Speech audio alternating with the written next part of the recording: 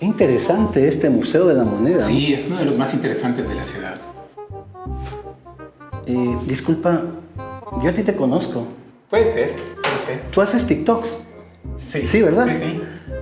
Ya sé quién eres. Tú eres el Champ. No. ¿No? Perdón. Lo siento por la confusión. Discúlpame. No te preocupes. Es que son igualitos. Historia, museos, cultura, patrimonio. Bienvenidos a Estudio Ecuador.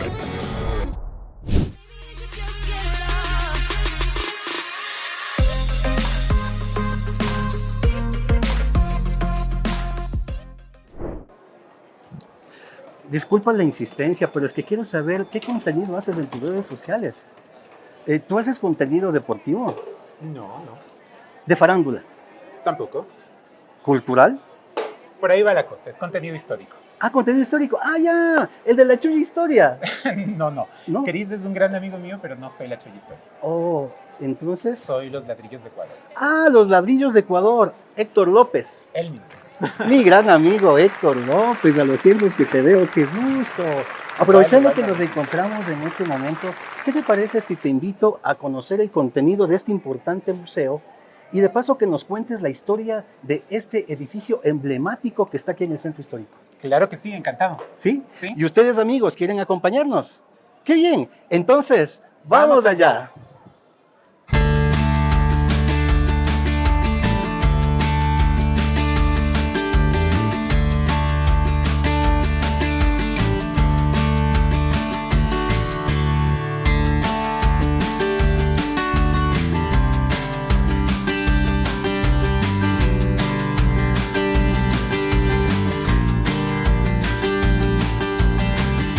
El Museo de la Moneda del Banco Central del Ecuador nos invita a recorrer la memoria económica del país mediante monedas, billetes, documentos y piezas arqueológicas que revelan cómo hemos construido a lo largo del tiempo nuestra forma de intercambiar, valorar y entender el mundo. Este espacio se encuentra en el antiguo edificio del Banco Central del Ecuador, que fue sede matriz entre 1927 y 1968. Está ubicado en la intersección de las calles Sucre y García Moreno, junto a la iglesia de la Compañía. Su arquitectura ecléctica combina elementos neoclásicos y barrocos, con una particularidad que marcó época: el uso innovador de hierro, hormigón armado y cristal, materiales que en su momento representaron la llegada de la modernidad a la ciudad. Bueno, este edificio ocupa el predio del que fue una casa histórica, la casa de la que salió el presidente Gabriel García Moreno el día de su muerte en 1875, porque el predio perteneció a la familia del Alcázar, los suegros de Gabriel García Moreno. Entonces, desde ese punto de vista, el mismo predio per se que hoy ocupa el Museo Numismático es un predio histórico. Luego entramos a la época de finales del siglo XIX, inicios del XX, que es lo que nosotros llamamos esta época de la plutocracia, en la que los bancos cobran una importancia enorme en la historia ecuatoriana, incluso son los encargados de emitir la moneda ecuatoriana, ¿no?, con su propio respaldo. Entre ellos el Banco del Pichincha, que se funda en el año 1906. 10 años después, el banco ha crecido enormemente y decide que necesita una sede acorde a su nuevo estatus de Gran Banco del Ecuador. Y es así como contratan al arquitecto Francisco Durinit Cáceres, un arquitecto de orígenes italo-suizos, que podríamos considerar el mejor arquitecto que trabajó en el Ecuador en la primera mitad del siglo XX, y le contratan para construir una sede para su banco en este mismo predio en el que había sido la casa de la familia del Alcázar.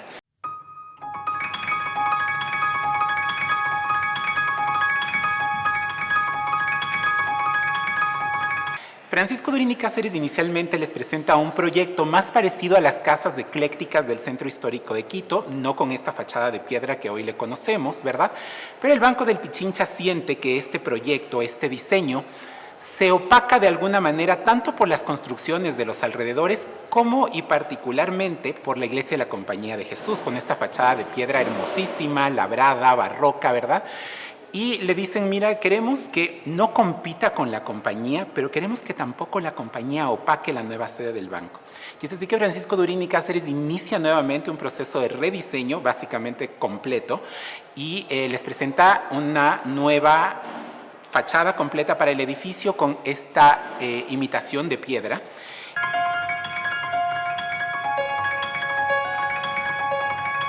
Todo este proceso inicia en el año 1916, pero la construcción del edificio per se va a iniciar en el año 1922, va a tardar alrededor de 2 años, y aquí Francisco Durín y Cáceres no solamente va a hacer gala de sus dotes como diseñador, como arquitecto, sino también con todos los avances tecnológicos que permitía inicios del siglo XX, después de la llegada del ferrocarril, muchísimos nuevos materiales llegaban con más facilidad también a la ciudad de Quito, incluidas las rieles del tren. Una novedad de este edificio es que parte de su estructura, incluidas escaleras, utilizan justamente rieles de tren que son muchísimo más resistentes a lo largo del tiempo, y podemos verlo, el edificio ha resistido bastante bien justamente ese paso del tiempo, ¿verdad? Manteniendo sus materiales originales. En cuanto a decoración, pues el plan decorativo incluye también techos de latón repujado y pintado, ¿verdad? El estuco veneciano de las paredes. Se utiliza terrazo justamente para la decoración de las escaleras, este material que es como granulado y brillante es justamente el terrazo. Generalmente se lo utiliza para pisos porque es muy resistente. Sin embargo, aquí Francisco Durín y Cáceres decidió utilizarlo para el revestimiento de escaleras, por ejemplo, ¿no? O también la clase de pisos, que son esta clase como de baldosas muy pequeñitas que tienen este patrón muy definido, pero que a la vez te das cuenta que es artesanal. Entonces, digamos que es una excelente fusión entre la tradición quiteña de la que venía desde el siglo XIX versus la modernidad que llega en la década de 1920 a la construcción ecuatoriana a través de arquitectos como Francisco Durín y Cáceres, Antonino Russo, Giacomo Radiconcini y todos ellos. Desde el año 2001, este edificio alberga el museo, convirtiéndose en un auténtico museo de sitio, donde la historia del dinero ecuatoriano convive con la historia del propio inmueble.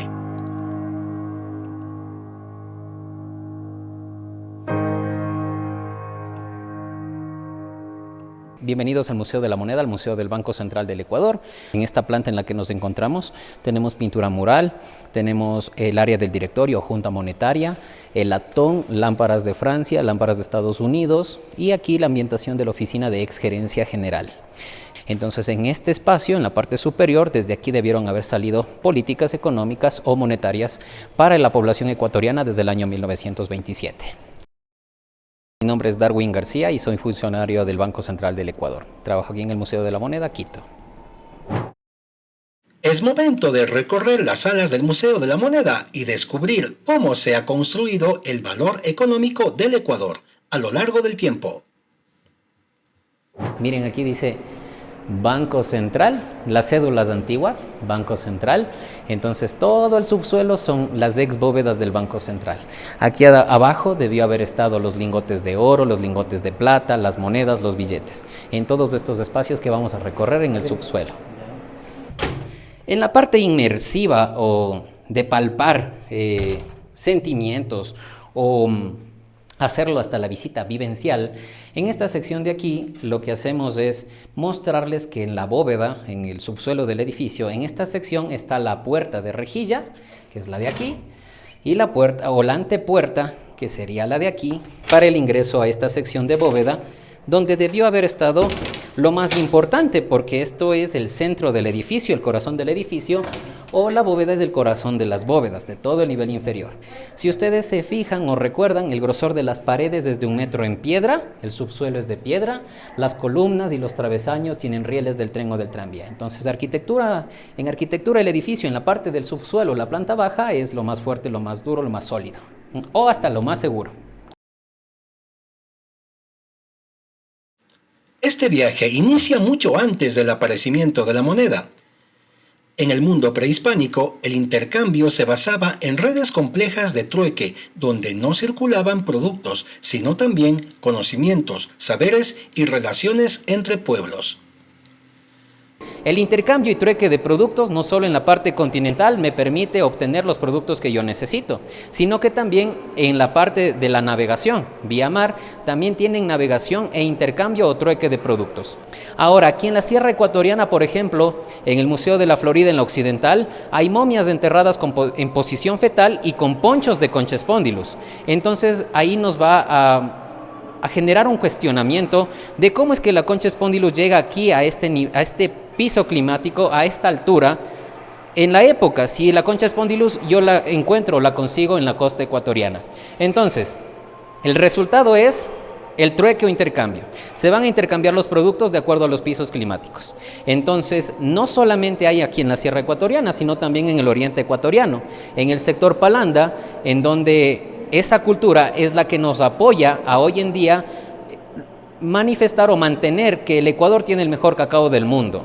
Pero entonces, si yo tengo Concha Spondylus también, o registros en el sector Palanda de Concha Spondylus, significa que el cacao también debió haber salido con trueque o intercambio de productos hasta la costa ecuatoriana, porque en la costa yo voy a tener en la colonia el primer auge cacaotero y en la república el segundo auge cacaotero, ¿ya? Entonces ahí vamos a demostrar con evidencias, obviamente, cuál es la importancia del cacao en la parte económica de la Real Audiencia de Quito y más adelante de la República del Ecuador.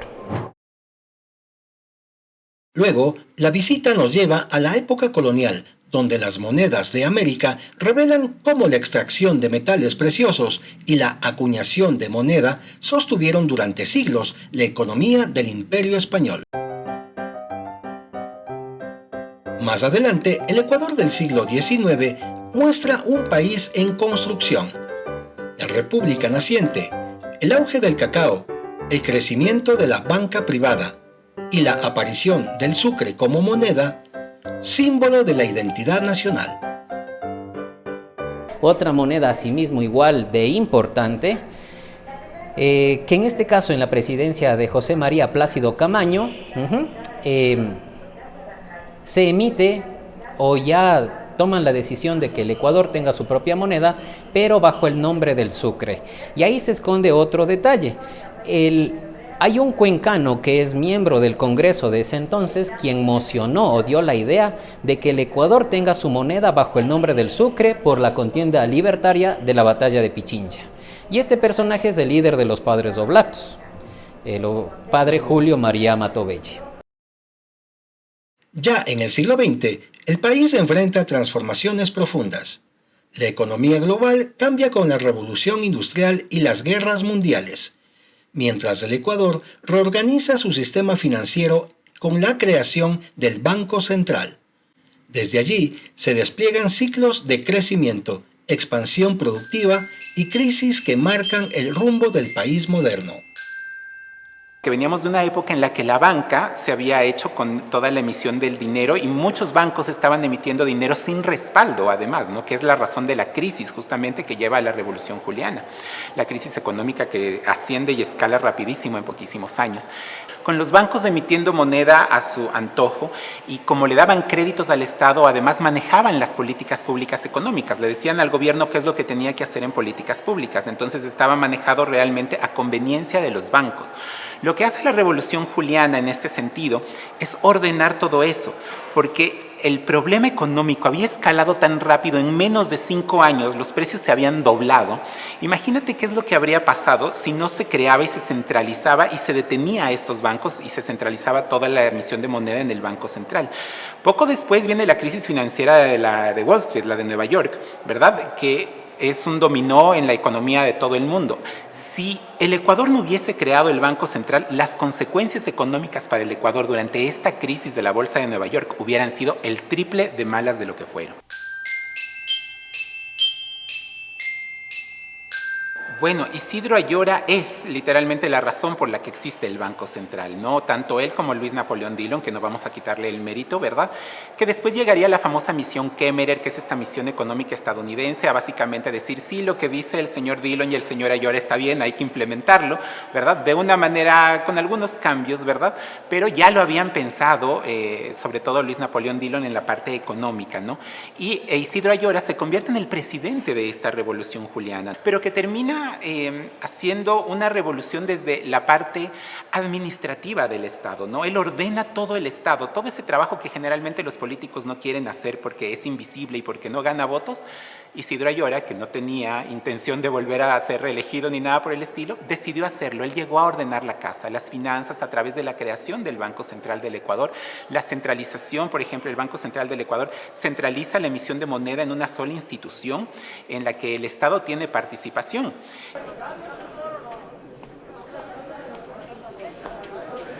Si yo vincularía a Isidro Ayora de alguna manera con lo que hoy es el edificio, con el Museo Numismático, lo vincularía con ser el germen justamente de que exista el Banco Central, de que el Sucre adquiera de alguna manera una uniformidad, ¿verdad? Tanto en el diseño de billetes, monedas, ¿no? Como en equivalencias, pesos y todo eso. Todo esto generaría que años después, décadas después realmente, pues crearan este banco, este Museo Numismático del Banco Central. Entonces, no solamente está vinculado, yo creo que podríamos de alguna manera decir, es el padre tanto del Banco Central como del Museo Numismático.